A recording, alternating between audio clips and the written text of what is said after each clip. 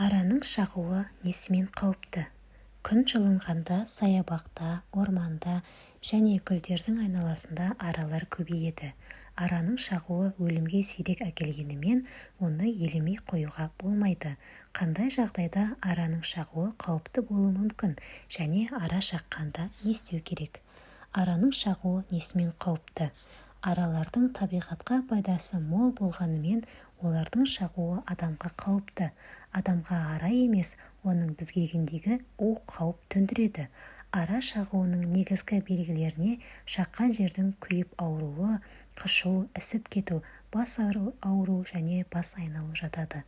Кей адамдар денесінде әлсіздік сезеді, жүрек соғысы жиіленеді және лимфалық түйіндер үлкейіп кетеді.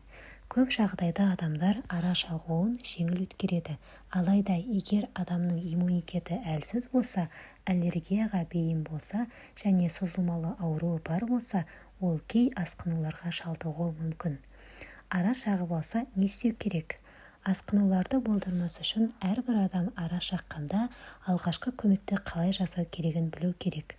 Мына реттілікті сақтаңыз. Ара шаққан жерді тексеріңіз.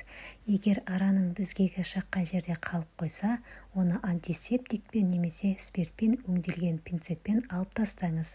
Бастысы безгекті қолмен қыспаңыз, әйтпесе қалдықтары тінге терең еніп кетеді. Жараны антисептикалық құралмен залалсыздандырыңыз. Жара шаққан жерге салқын бірдеңе басыңыз. Су көбірек ішіңіз. Ара шаққан жерге антисептикалық жақпалай немесе крем жағыңыз. Егер ара көзді, ауыз қуысын шағып алса, жылдам жедел медициналық көмек шақырту керек. Араның бет тұсын шаққаны қауіпті. Бұл жағдайда аллергияға бейім емес адамның өзіне қатты ісік пайда болуы мүмкін. Егер ара тілде шағып алса, оны қатты ісіп, тыныс алуды бітеп тастауы мүмкін. Мына жағдайларда жедел жәрдем шақыру керек. Ара шаққаннан кейін дегенге бөртпе немесе басқа да аллергиялық реакция шығып кетсе, ара шаққан адамның температурасы көтерілсе, адамды бірнеше ара шағып алса.